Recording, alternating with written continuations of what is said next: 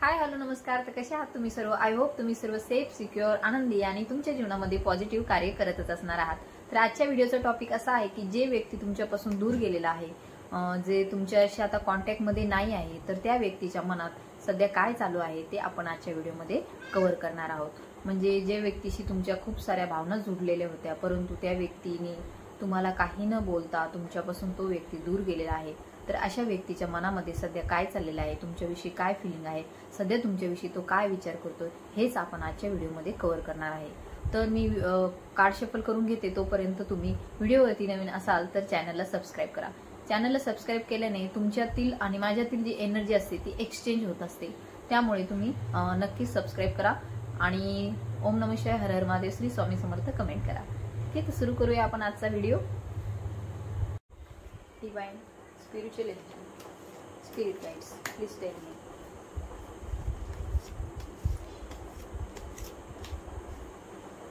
ज्या पण व्यक्तीविषयी तुम्हाला माहिती करून घ्यायचं आहे त्याचं नाव 3 वेळेस तुमच्या मनामध्ये उच्चारा. त्या व्यक्तीचा चेहरा तुमच्या डोळ्यासमोर आणा. कॉन्सन्ट्रेट करा. Universe please.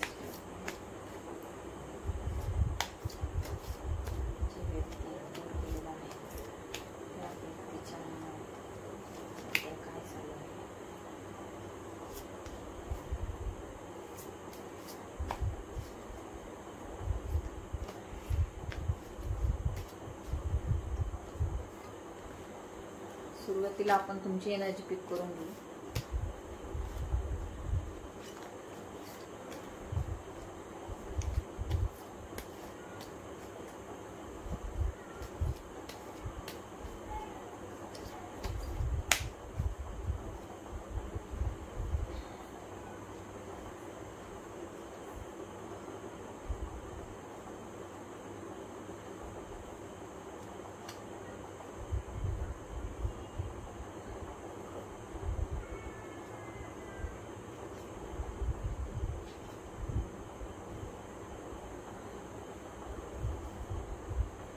तर आपण पाहतो हे सर्व कार्ड्स आलेले आहेत.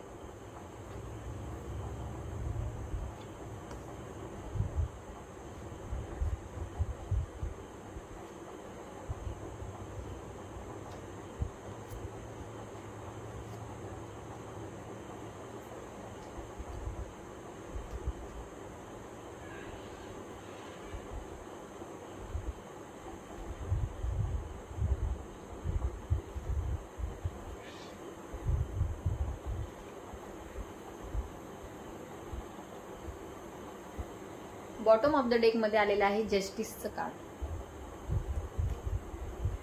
तर आपण पाहतोय की आधी तुमची एनर्जी आपण सांगतोय की ज्या व्यक्तीविषयी तुम्ही हा विचार करत आहात, तुमच्या बऱ्याच दिवसापासून त्या व्यक्तीविषयी खूप साऱ्या भावना तुमच्या जुडलेल्या होत्या. तुम्ही एक इमोशनली त्या व्यक्तीशी कनेक्ट झालेले होतात आणि त्या व्यक्तीपासून तुम्हाला जरी काही फायदा नसेल मिळत, पण त्यांचा प्रेझेन्सच तुम्हाला खूप आनंददायी वाटत होता. कदाचित तुमची वर्क रिलेटेड मीटिंग झाली असेल, कुठेही कार्यक्षेत्राच्या ठिकाणी तुमची मीटिंग झालेली असेल, आणि कदाचित असं येऊ शकतं एखाद्या जिम मध्ये म्हणा किंवा एखाद्या ठिकाणी जिथे ऑफिस असेल, ऑफिसमध्ये तुमची मीटिंग झालेली असू शकते. आणि हा जो व्यक्ती आहे जो तुमच्याशी तुम्ही ज्याच्याशी कनेक्टेड झाले होतात, तो व्यक्ती एका चांगल्या पदावरती असू शकतो. त्यांनी अतिशय त्याच्या जीवनामध्ये काही गोष्टी अचीव केलेल्या आहेत. तुम्ही तुमच्या मनामध्ये त्या व्यक्तीविषयी खूप साऱ्या भावना होत्या, परंतु त्या भावना तुम्ही त्याला न सांगताच तो व्यक्ती तुमच्या आयुष्यामधून दूर गेलेला आहे. आणि सध्या बरेच दिवस झाले तुमचा त्यांचा काहीच कॉन्टॅक्ट नाही किंवा मिनिमम कॉन्टॅक्ट तुमचा आणि त्यांचा असू शकतो. तर इथपर्यंत जर तुम्हाला रेझोनेट होत असेल तर तुम्ही पुढची रिडिंग पहा. काय होतं का बरीचशा लोकांना रिडिंग रेझोनेट नाही झाली तर ते समजतात की हे चुकीचं आहे, परंतु ते तसं नसतं. जर तुम्हाला रेझोनेट झाली तरच तुम्ही ती जिथपर्यंत होईल तिथपर्यंत तुम्ही घ्या, नाही तर तुम्ही पुढे तुम्ही जाऊ शकता. तर आपण पाहिलं की नो कॉन्टॅक्ट झोनमध्ये सध्या आहे, तर तुमच्या मनामध्ये ही त्या व्यक्तीविषयी अजूनही भावना डेव्हलप आहे. म्हणजे जो हे जे नातं होतं ते डेव्हलप होण्याच्या आधीच कदाचित थोडंसं आपल्याला थोडं सुरू होण्याच्या आधीच कुठेतरी हे संपल्यासारखं दिसून येतंय, परंतु ज्या भावना आहेत त्या अजूनही संपलेल्या नाहीत. तुम्ही त्या व्यक्तीविषयी अजूनही विचार करत आहात, तुम्ही त्या व्यक्तीच्या अजूनही इमोशनली कनेक्टमध्ये आहात त्या व्यक्तीच्या, तुम्ही सारखा त्यांचा विचार करताय.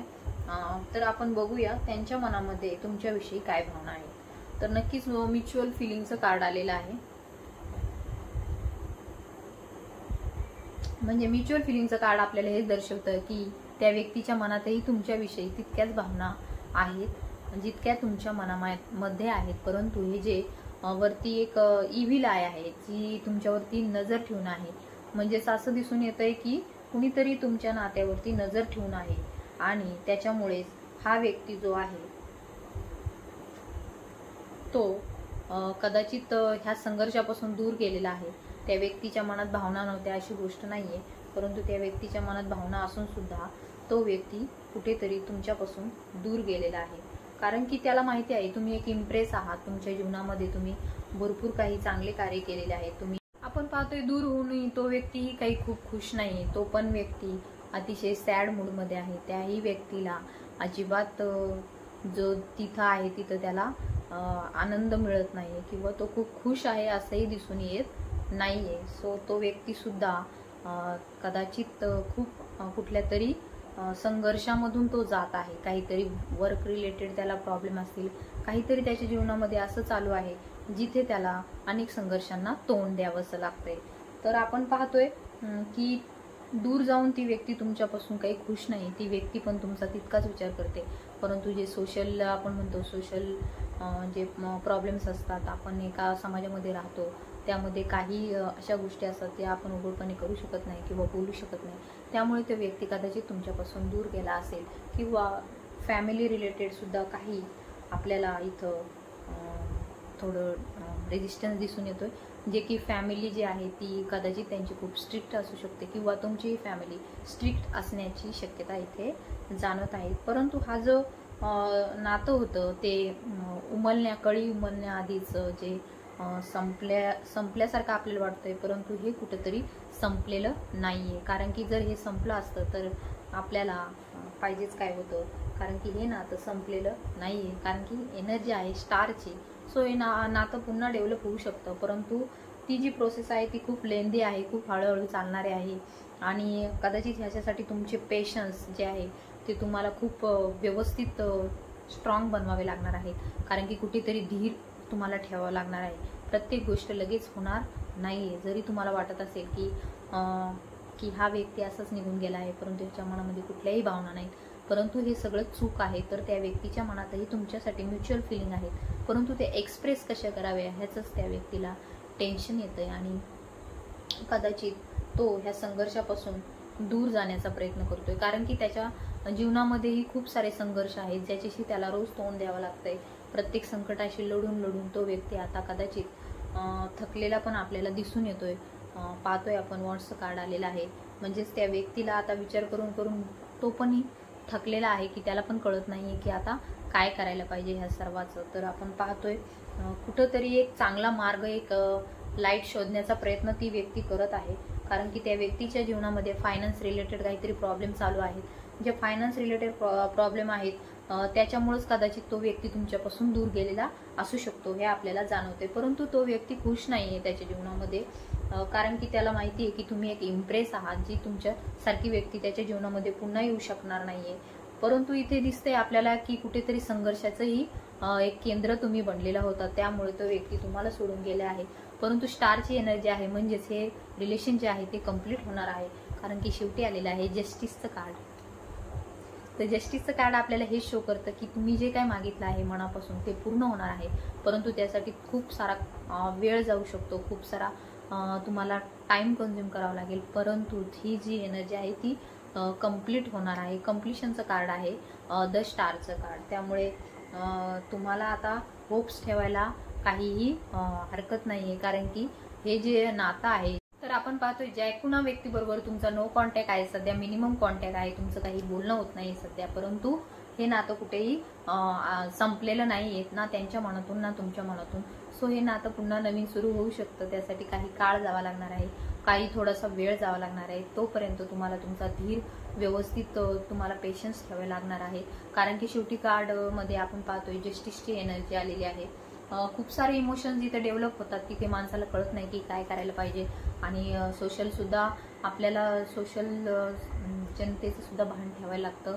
त्यामुळे सोशल कंडिशन सुद्धा असतात, फॅमिली रिलेटेड प्रॉब्लेम सुद्धा असतात. त्यामुळे कुठंतरी आपण ह्या नात्यापासून ते कदाचित दूर केलेले आहेत. फॅमिली रिलेटेड प्रॉब्लेम आहेत, तसेच मनी रिलेटेड सुद्धा प्रॉब्लेम इथे आपल्याला दिसून येतात. सो आपण एवढंच म्हणू शकतो की ज्या काही भावना डेव्हलप झाल्या होत्या त्या नक्कीच भविष्यामध्ये कंप्लीट होणार आहे, कारण की स्टारची एनर्जी आलेली आहे. त्यामुळे ज्या कुणा पर्सनविषयी तुमच्या मनामध्ये सध्या नो कॉन्टॅक्ट चाललेला आहे, काही मिनिमम कॉन्टॅक्ट चाललेले, काही बोलणं होत नाहीये, तर इथं असंच दिसून येतं की तुम्हाला जस्टिस नक्की मिळणार आहे. सो तुम्हाला जस्टिस मिळणार आहे. नो कॉन्टॅक्ट झोन जरी असला तरी धीर ठेवा. प्रत्येक गोष्ट योग्य वेळी परमेश्वर आपल्याला नक्कीच प्रदान करतो. सो आपल्याला त्या परमेश्वरावरती आपल्याला एकदम सगळं सोडून द्यायचं आहे, समर्पण करायचं आहे. ही गोष्ट नक्कीच कधी ना कधीतरी पूर्ण होणार आहे. सो आपण होप्स ठेवायचे आहेत आणि सकारात्मक विचार करायचा आहे, पॉझिटिव्ह विचार करायचा आहे. नक्कीच गोष्टी पॉझिटिव्हरित्या आपल्याला परमेश्वर आपल्यासाठी नक्कीच आपल्यासमोर आणून देईल. आणि जर नाही आल्या तर समजून घ्यायचं त्या गोष्टी आपल्यासाठी कधीही नव्हत्या. यासाठी आपल्याला परमेश्वर कधीही आपल्याविषयी वाईट विचार करत नाही. आपण एक विचार करतो, परंतु आपल्यासाठी खूप चांगला विचार परमेश्वराने केलेला असतो. त्यामुळे कुठल्याही गोष्टीसाठी दुःख व्यक्त करू नका. ज्या काही इमोशन डेव्हलप होतात आपल्यामध्ये त्या आपल्याच भावनांचा काहीतरी परिणाम असतो.